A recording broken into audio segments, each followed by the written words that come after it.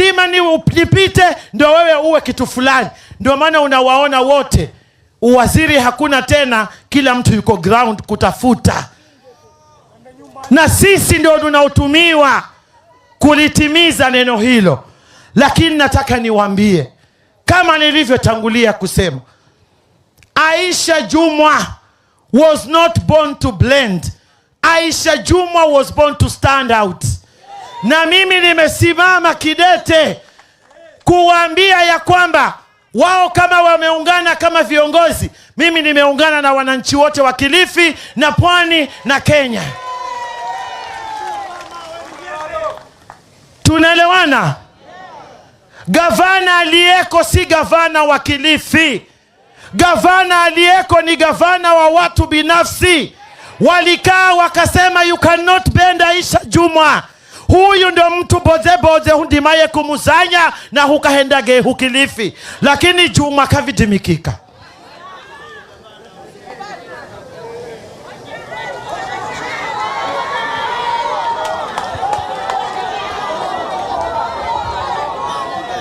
Inanipa uchungu Kilifi. Watu wako na kaunti zao. Kilifi yetu hii imekuwa branch ya Mandera. Nataka niwaambie, ninasimama kuiclaim Kilifi, kuirudisha Kilifi kiwe Kilifi County. The decisions that are made in Kilifi County, yule anayetufanyia maamuzi sio mtu ambaye anastahili kutufanyia maamuzi.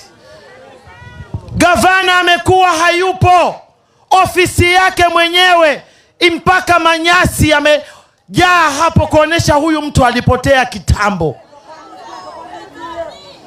Nataka niwaambie hivi, mimi kama Aisha Jumwa na waahidi ya kwamba tutazilinda rasilimali na mali za watu wa Kilifi jealously. Madini yale ambayo watu wa Ganze walibarikiwa nayo yanaenda kufanya wengine matajiri, wakati watu wa Ganze wanaishi katika uchochole. Wameshikana kutumaliza. Lakini nataka niwaambie, kwa uwezo wa Mungu na hii timu ambayo iko hapa, tutaikomboa Kilifi, tutaikomboa Kenya. Wamenipa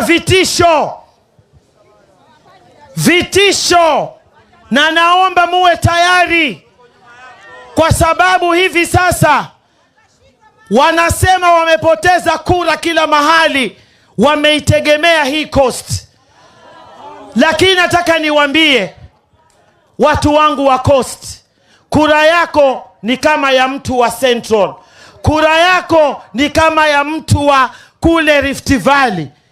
Sisi zetu hapa kama ndo wamezitegemea, nataka niwaambie watalamba lolo. Watafanya nini? Watafanya nini?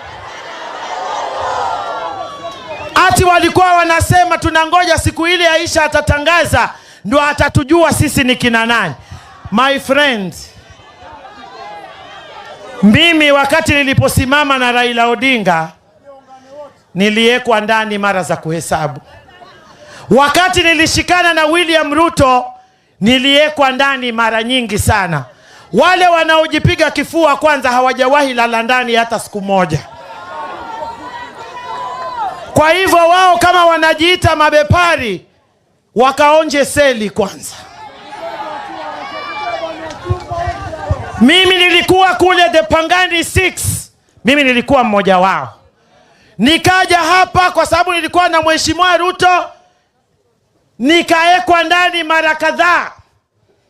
Na hivi sasa kama ilikuwa yeye pia amepanga mimi, nataka niseme ya kwamba watu wangu